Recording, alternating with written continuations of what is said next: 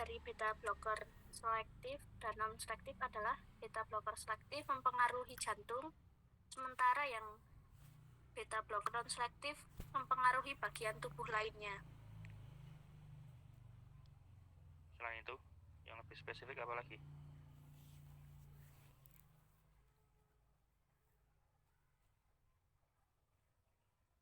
Beta blocker tidak selektif kerjanya di mana? Beta blocker yang selektif kerjanya di mana?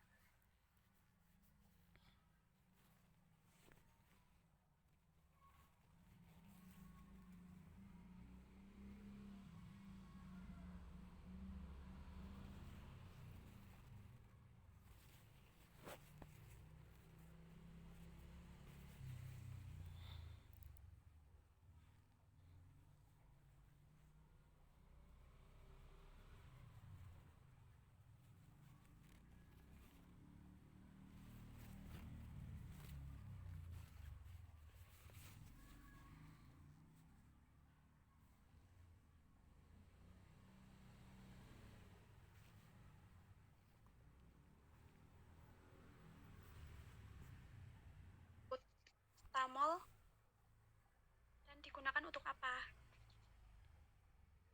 Jawabannya adalah salbutamol sulfat atau Ventolin atau salbutamol librentin bekerja secara selektif sebagai perangsang beta 2 reseptor pada otot bronki sehingga digunakan sebagai bronkidator yang spesifik dengan efek terhadap reseptor pada jantung sangat kecil. Salbutamol digunakan untuk meringankan bronkospasma pada asma bronki, bronkitis kronik, dan emfisema. Salbutamol diabsorpsi pada saluran cerna dengan cepat.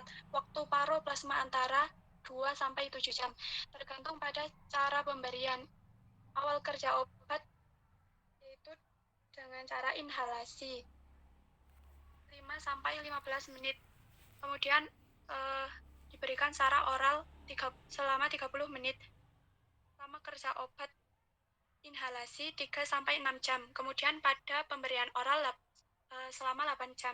Dosis oral 2-4 mg 3-4 kali sehari. Inhalasi 2,5 mg 3-4 kali sehari. Gitu, Wiwin. Baik, Pak. Terima kasih. Jadi cara kerjanya itu dia merangsang reseptor beta 2 reseptor, kemudian yang ada di dalam otot bronkus itu berarti di sekitaran paru-paru, sehingga dia memberikan efek terhadap paru-parunya menjadi bronkodilator. Nah, bronko itu rongga paru-paru atau rongga pernafasan, dilator itu berarti melebarkan. Artinya dia dapat melegakan pernafasan ya, karena dia melebarkan otot yang ada di dalam paru-paru. Dan seterusnya. Tadi obat ya ada yang inhalasi, berarti pakai nebulizer atau pakai alat inhaler seperti itu. Kemudian ada juga yang tablet, jadi diminum secara per oral. Oke, lanjut.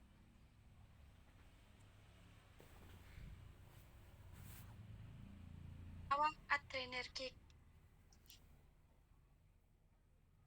Menurut Lance dan kawan-kawan, tahun 1967 menyatakan bahwa ada 2 subtype beta reseptor, yaitu beta 1 dan beta 2. Beta 1 adrenoreseptor terdapat pada jantung, arteri koroner, otot usus, atau jaringan adipose, dan biasanya dihubungkan dengan efek rangsangan jantung dan lipolisis. Beta 2 adrenoreseptor terdapat pada arteri paru dan otot aterus. Rangsangan reseptor ini menyebabkan vasodilatasi dan bronkolidasi. Pertanyaannya tadi mekanisme kerja senyawa adrenergik mempengaruhi reseptor alfa dan beta. Alfa adrenergik dan beta adrenergik. Caranya gimana itu? Belum lengkap.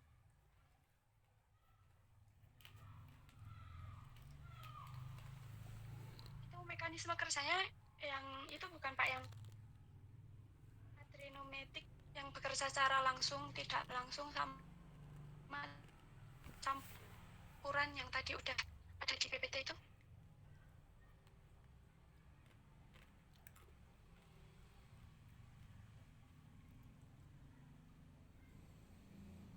lebih spesifiknya lagi, yang lebih ringkas saja dijawab untuk yang alfa dan beta.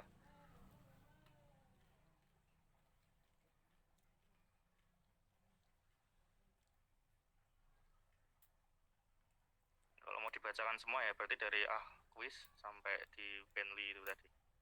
Kamu kan tadi bacanya yang Lance doang. Itu Pak. Ya, silakan. Kan tadi itu beta blocker selektif mempengaruhi jantung, itu yang selektif bekerja di jantung. Kalau beta blocker non selektif mempengaruhi bagian tubuh lainnya, itu beta blocker non selektif bekerja di jantung dan paru-paru Pak. Reseptornya apa namanya? Yang selektif di reseptor apa, yang tidak selektif di reseptor apa?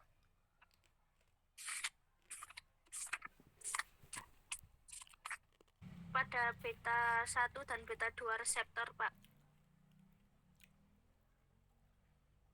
Kalau yang beta blocker selektif bekerja pada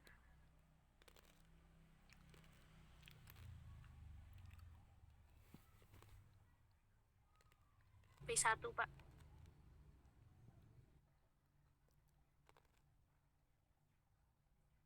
Kalau yang non selektif beta 1 dan beta 2. Beta 1 khusus di jantung, kalau yang beta 2 di jantung dan di paru-paru. Gitu ya, Sti?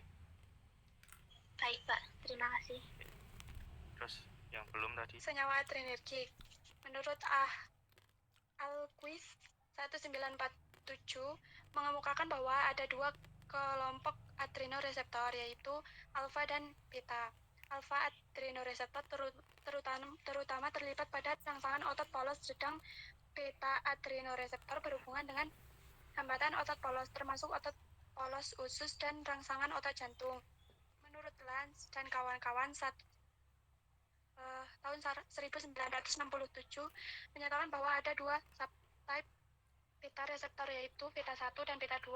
Beta 1 adrenoreseptor terdapat pada jantung, arteri koroner, otot usus atau jaringan adipose, dan biasanya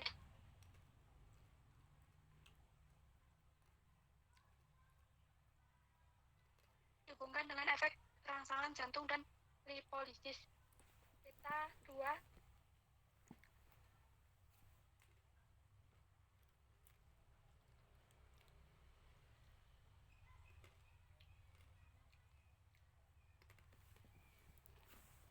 reseptor, yaitu alfa 1 dan alfa 2. Alfa 1 adrenoreseptor terdapat pada postinapsid, merupakan mediator respon rangsangan, misal vasokonstriksi, sedang alfa 2 adrenoreseptor terdapat pada prasinaptik dan merupakan mediator efek penghambatan. Kemudian menurut Bentley dan kawan-kawan, tahun 1977 menemukan bahwa pada postinaptik terdapat alfa 1 adrenoreseptor dan mendapatkan bahwa alfa 2 adrenoreseptor pada postinaptik sama dengan alfa 2 adrenoreseptor pada prasinaptik. Alfa 1 adrenoreseptor postinaptik terdapat pada otot polos vaskular, mikrokardinal, sel hepatosit, dan adiposit. Kemudian alfa 2 adrenoreseptor parasimpatik terdapat pada semua organ yang sarafnya dikontrol oleh sistem saraf simpatetik, yaitu pada ujung saraf noradrenergik pusat dan perifer, serta ujung saraf kolinergik. Alfa 2 adrenoreseptor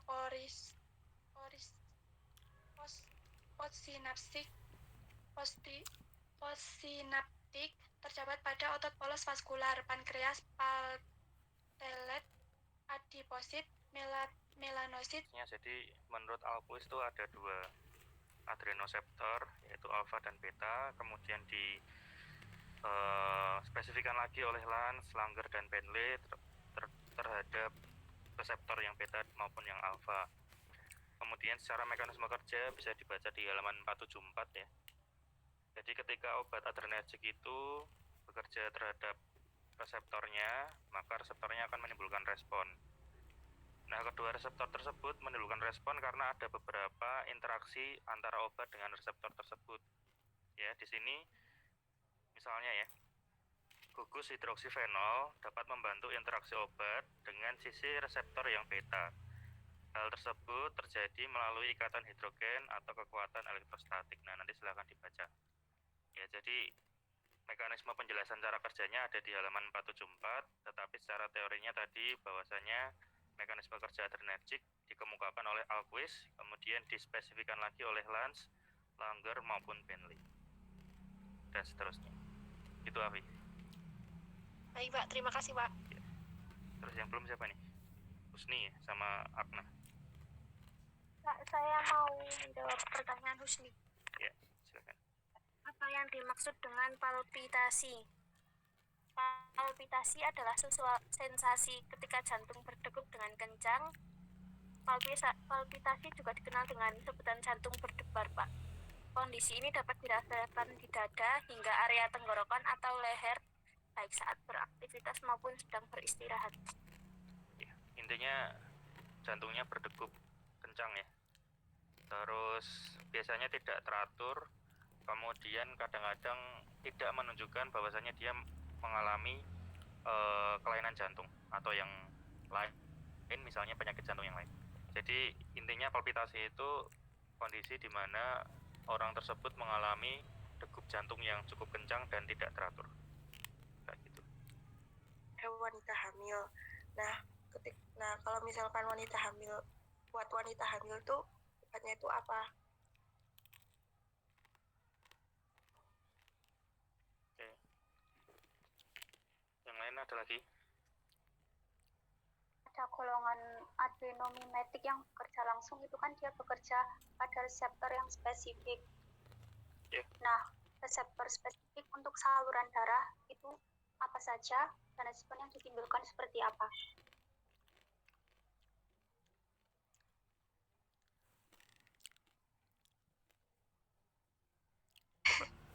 Ya.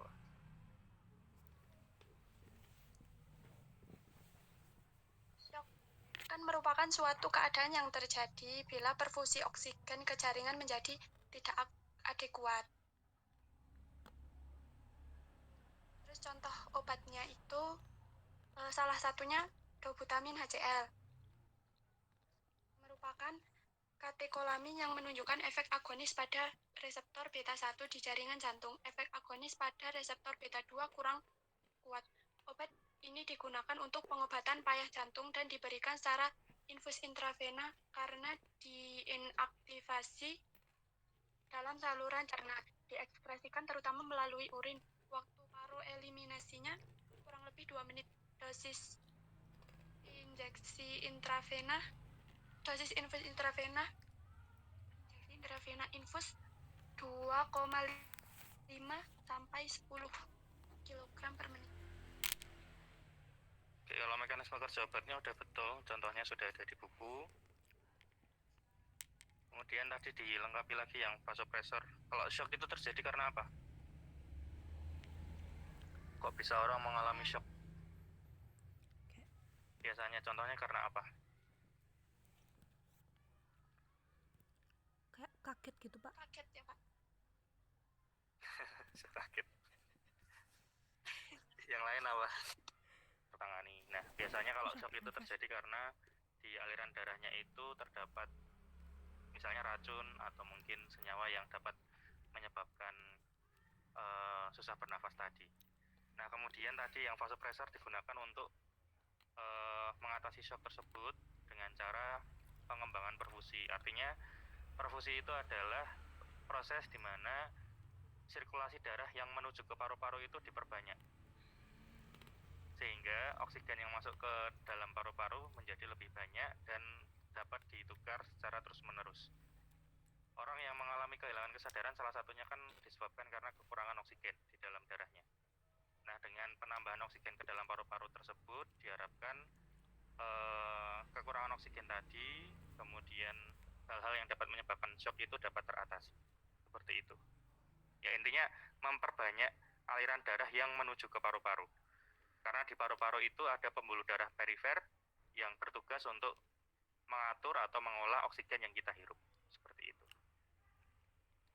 Gitu, Agnes. Makasih, Pak. Ya. Kurang siapa lagi ya? Ya, silakan. Obat migran yang aman untuk wanita hamil itu acetaminophen, Pak. PCT ya? Dapat dari mana, Elsa? Iya. Sumbernya? Dikutip dari American Pregnancy Association. Oke. Kalau lebih mantap lagi nanti masih punya itu ya, Medscape ya? Masih, Pak. Masih, Nah, Pak. coba dicek nanti Iya, Pak. acetaminophen atau paracetamol golongan pregnancy-nya termasuk di obat golongan apa?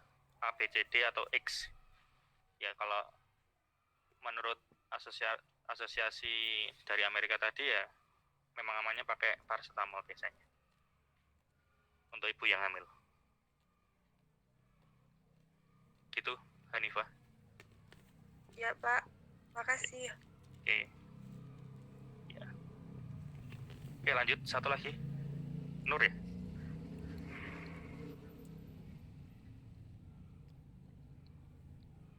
Akan dibaca termasuknya di golongan apa di dalam Medscape paracetamol tersebut untuk wanita hamil. Apakah dia termasuk di tipe A, B, C, D atau yang X? Ya. Tentunya kalau yang X nggak boleh dipakai. Kalau yang A boleh.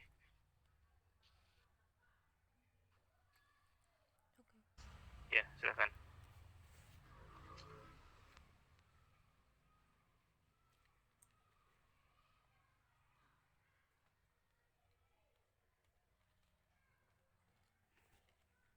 Reseptor di saluran darah itu ada alfa yang menimbulkan respon kontriksi arteri dan vena. Kemudian beta 1 yang menimbulkan respon dilatasi arteri koroner. Kemudian beta 2 menimbulkan respon dilatasi dari kebanyakan arteri. Seperti itu, Pak. Ya, itu jawabannya Nur. Bedanya apa, Irma tadi? Kalau konstriksi sama dilatasi arteri itu maksudnya apa? Kan alfa kan tadi konstriksi. Kalau beta tadi lebih ke dilatasi. Nah, bedanya apa tuh? Bahasa yang mudah dipahami apa?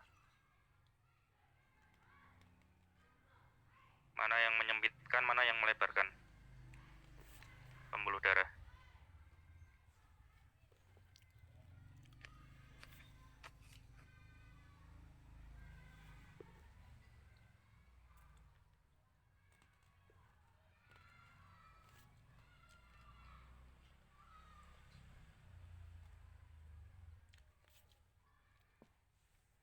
Yang alfa tadi di kontriksi arteri dan vena responnya.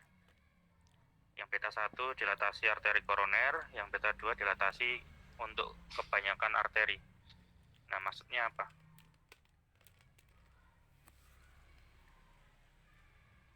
Konstriksi melebarkan atau menyempitkan pembuluh darah arteri dan vena? Menyempitkan bukan, Pak? Ya, menyempitkan. Kalau dilatasi? Melebarkan. Ya, melebarkan. Jadi alfa, reseptor alfa kalau dipengaruhi oleh obat adrenergik, dia akan memberikan efek atau respon konstriksi atau penyempitan pada arteri dan vena. Sedangkan yang dipengaruhi pada reseptor beta 1, dia akan mendilatasi atau melebarkan arteri koroner. Kemudian kalau yang dipengaruhi reseptor beta 2, dia akan memberikan respon atau efek dilatasi atau melebarkan pada kebanyakan pembuluh darah arteri. Seperti itu. Gitu, Nur. Sudah cukup? Cukup, Pak. Terima kasih. Ya, terakhir saya memberikan pertanyaan biar ada nilainya ya. Karena kemarin yang lain sudah saya berikan pertanyaan semua. Hanafi sama Panca ada?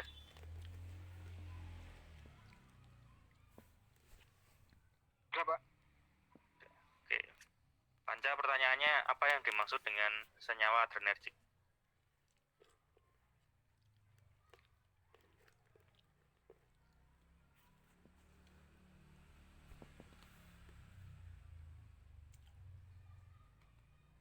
Hanafi ada? senyawa pemblok adrenergik.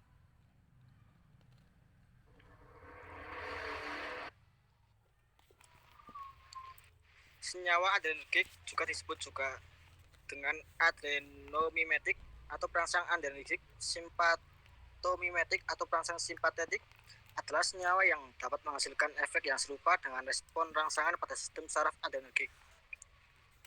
Contohnya apa?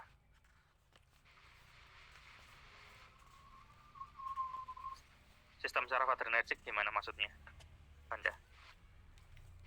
Sistem saraf adrenergik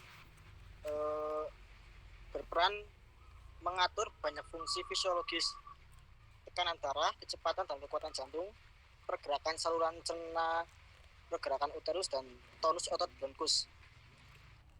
Ya, cukup. Terima kasih, Panja. Baik, Pak. Ya, Hanafi silakan. Satu lagi. Apa yang dimaksud dengan senyawa pemblok adrenergik?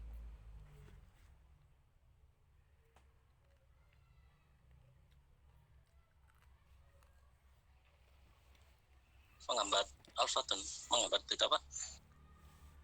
Selain itu apa?